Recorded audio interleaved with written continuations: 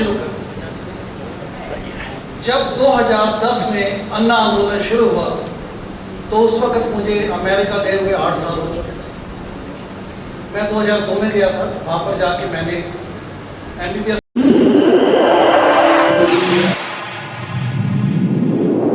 इस news channel पर जो भी वक्ता ने कहा वो उसकी अपनी राय है, जिसकी पुष्टि नेशन न्यूज इंडिया नहीं करता। धन्यवाद।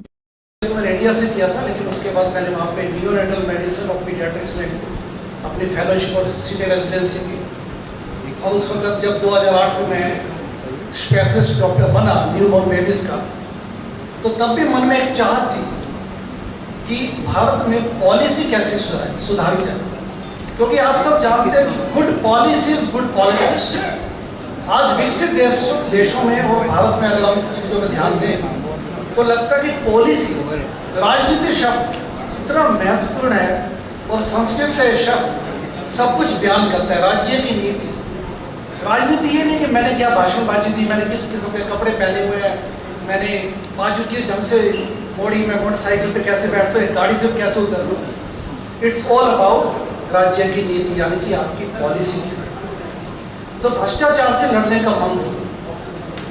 और शिकागो उन सिटीज में से है जहां पर आज भी नस्लवाद या रेसिज्म बड़े स्ट्रॉन्गली वहां पर आप देखने को मिलते हैं।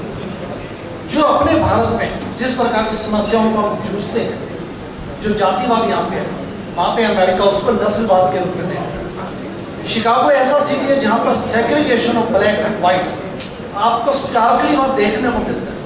साउथ शिकागो में चले जाइए, मैंने वहाँ पर काम किया, Jackson park hospital, cook county hospital, एवं मैडम के ट्रिनिटी हॉस्पिटल, इनमें मैंने न्यूबॉर्न बेबीज के डॉक्टर्स के रूप में काम किया।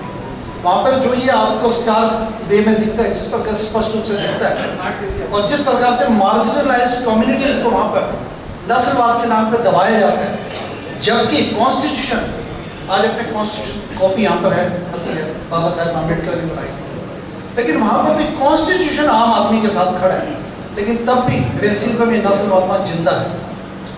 तो जब मैं 2010 में अन्ना आंदोलन के लिए आया तो उस वक्त मेरे मन में सोशल जस्टिस के प्रिंसिपल्स और भ्रष्टाचार से लड़ने की ख्वाहिश थी। अन्ना आंदोलन में हमने समय दिया, उसके बाद आम आदमी पार्टी बनी, तो मैंने तब भी तन मन धन से आम आदमी पार्टी को ज्वाइन किया, सपोर्ट किया, और NRI सेल का मैं को कन्वीनर में था। जब 2015 में हमारी पहली बार सरकार बनी, 49 दिनों के एक्सपेरिमेंट के बाद, जिसको आप कह सकते हो स्टेबल मेजोरिटी मिली, 67 सीटों के साथ आम आदमी पार्टी की एक मेजोरिटी के साथ फुल फ्लेज गवर्नमेंट बनी। उससे पहले मैं आपको बैकग्राउंड ले चलता हूँ। जब झाड़ू सिंबल का विमोचन हुआ 2014 में, जब हमें 13 में जब झाड़ू सिंबल मिला, तो तब मैं चिन्ना स्वामी महाराज जी, चिन्ना जी महाराज जो कि वाल्मीकि बस्ती में, आप सबको ध्यान होगा कि झाड़ू सिंबल का लॉन्च वाल्मीकि बस्ती नई दिल्ली से किया गया। उस फंक्शन में मैं भी मौजूद था, अरविंद केजरीवाल, मनीष सिसोदिया, कुमार विश्वास, चिन्ना महाराज जी से मेरी मुलाकात। उसके बाद मैं समय समय पर उनसे मिलता रहा। 2016 में जब मैंने आम आदमी पार्टी हट से मैंने खुद छोड़ी, विरोध किया, उसके बाद मैं फिर चिन्ना महाराज जी के पास गया, क्योंकि मेरे मन में तब भी कर सकती कि सोशल जस्टिस के प्रिंसिपल को कैसे पूरा किया जाए। चिन्ना महाराज जी ने मुझे बोला था कि राखी बिरलान को बना तो दिया गया MLA के रूप में, बाद में आई थिंक मंत्री वो बनी नहीं थी कभी, बाद में उनको डिप्टी स्पीकर बना गया, लेकिन हमारे समाज की चाहत अभी भी कंप्लीट थी। फिर 2018 में 19 में मैं उनसे फिर मिला, जब मैं ट्रांसपेरेंसी पारदर्शिता वेब सीरीज शूट कर रहा था, क्योंकि मैं चाहता था कि जो मैंने चीज़ को बड़े नज़दीकी से देखा है वो इस करंट जनरेशन को भी देखने को मिले एवं पोस्टैरिटी के लिए, यानी कि आने वाली जनरेशन को भी देखने को मिले। तो हमने ट्रांसपेरेंसी पारदर्शिता एक वेब सीरीज बनाई और उसको आप यूट्यूब पर फ्रीली देख सकते हैं। ट्रांसपेरेंसी पारदर्शिता मुनीश आप डालेंगे गूगल में तो आपको मिलेगा। चिन्ना स्वामी जी से, चिन्ना महाराज से जो भी मेरी मुलाकातें हुई उस पर भी मैंने वीडियोज़ बनाए, और एक वीडियो मैं जस्ट आपको बताना चाहता हूँ, वो यहाँ पर है। और उसके अलावा मैंने जो बस्ती में जाकर मैं वहाँ पे जिस ढंग का भी मैंने वहाँ पे मुलाकातें की, सबको मैंने सिस्टमेटिकली डॉक्यूमेंट किया। आप इन सबको यूट्यूब पे देख सकते हैं। ये देखिए,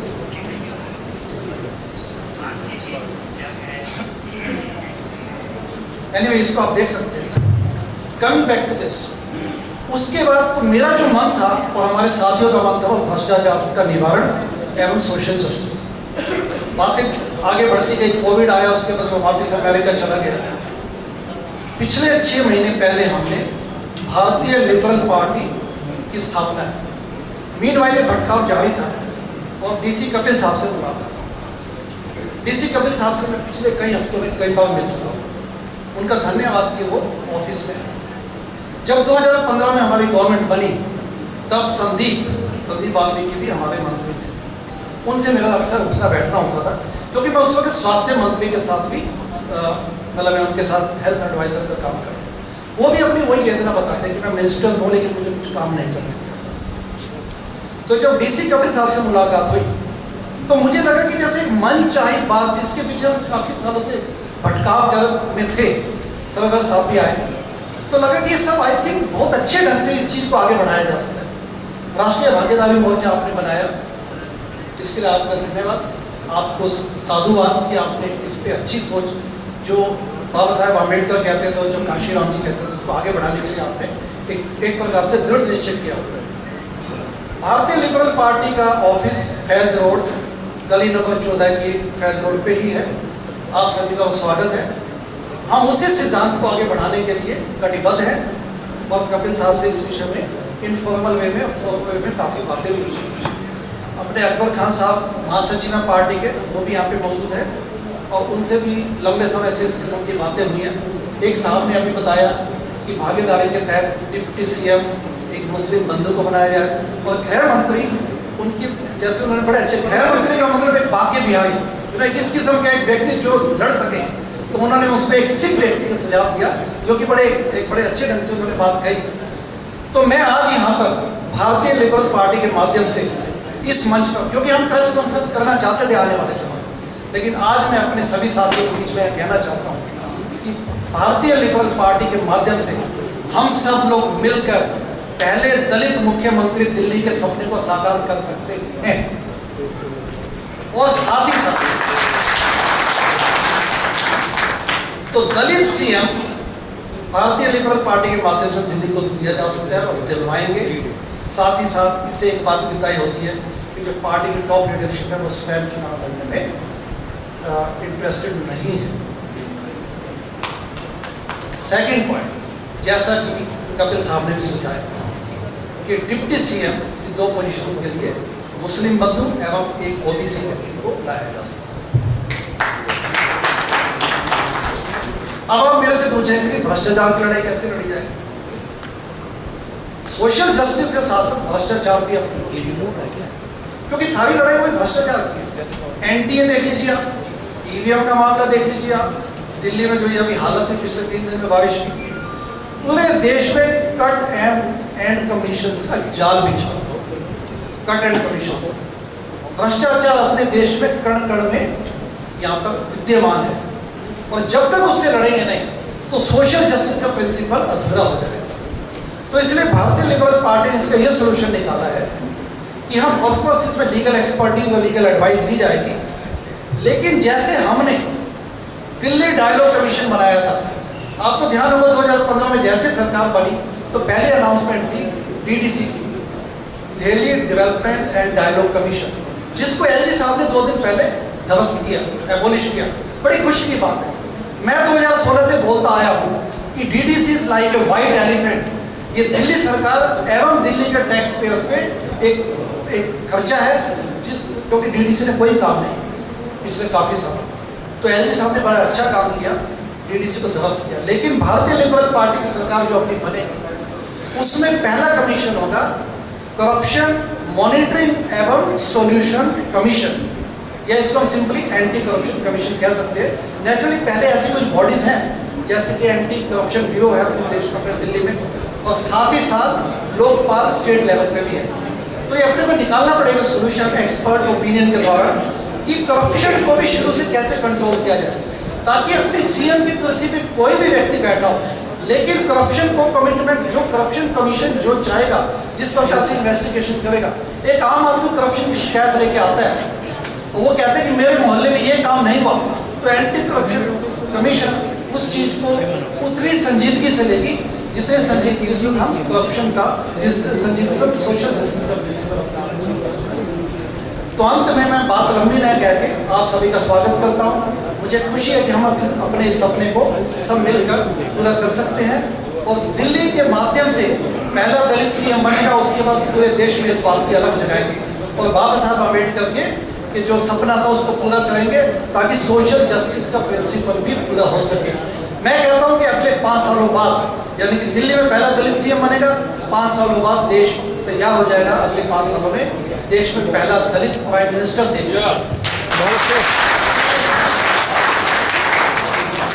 तो इन शब्दों के साथ आखिरी पॉइंट, इस सब चिंतन में सामाजिक चिंतन की आवश्यकता है। जो हिंदुइज्म में सबसे बड़ी प्रॉब्लम है वो है जाति। मैं पिछले 22 सालों में शिकागो में, यूएसए में मुझे बौद्ध टेम्पल में जाने का भी मौका मिला। इनफैक्ट हिंदू टेम्पल जो लेमोंट में है शिकागो के बाहर, वो सबसे बड़ा टेम्पल है हिंदुओं के लिए, शिकागो में अक्सर जाता भी हूँ। लेकिन साथ में उससे पहले एक बौद्ध टेम्पल है 3-4 किलोमीटर माइल्स पहले। वहाँ पे जाए तो आपको थाईलैंड के भिक्षु मिलेंगे, वहाँ पे भिक्षु मिलेंगे, वो चलाते हैं। क्योंकि बुद्धिज्म का मतलब वहाँ पर टिपिकली थाईलैंड या जो साउथ ईस्ट एशिया के जो बुद्धिस्ट लोग हैं वहाँ पे आते हैं, अपने देश के बुद्धिस्ट लोगों का मिलते हैं। और साथ ही साथ तिब्बत का मामला मेरे दिल के बड़े क्लोज है। नैन्सी पेलोसी अब जो आई थी अभी कुछ दिन पहले धर्मशाला में, लेकिन उससे पहले भी आ चुकी है 2014, 15-16 में। अभी कांग्रेस ने, यूएसए की कांग्रेस ने बिल पास किया 12 जून 2024 को, यानी कि लगभग 2-3 हफ्ते पहले, तिब्बत रिजोल्व एक्ट। और 12 जून को कांग्रेस में सर्वसम्मति से पास हुआ कि तिब्बत के मामले में उन्होंने चाइना से आह्वान किया कि इस मुद्दे को इमीडिएटली आप सुलझाइए, तिब्बत के मुद्दे को रिजोल्व कीजिए। और 18 जून को, सिर्फ 6 दिन बाद, नैन्सी पेलोसी और रिपब्लिकन व्यक्ति के हेड में 6 लोगों का डेलीगेशन यहाँ पर आया। 6 लोगों का डेलीगेशन धर्मशाला में लैंड कर चुका था 6 दिन बाद। यानी कि आप यूएसए की कमिटमेंट देखिए तिब्बत के कोज को, और तिब्बत का कोज का मतलब बुद्धिज्म। तो जैसा मैंने कहा कि तिब्बत और बुद्धिज्म का कोज मेरे दिल के बड़ा नजदीक है, तो आज मैं यहाँ भी इस बात को बड़े सीरियसली कहना चाहता हूँ। और मेरी अकबर साहब से इस बात में काफ़ी बार बात हुई है कि क्यों नहीं बुद्धिज्म अपनाया जाए, ताकि हम एक सिंबोलिज्म तौर पे कह सकें कि हम जातिवाद जब तक खत्म नहीं होगा हिंदुइज्म सुधर सकता ही नहीं है। इसलिए हम बुद्धम शरणम गच्छामि के प्रिंसिपल को अपनाएं ताकि मैसेज मिले हिंदू जाति को भी कि इसको ठीक किया जाए, फिक्स किया जाए। धन्यवाद। जय भीम, जय भारत।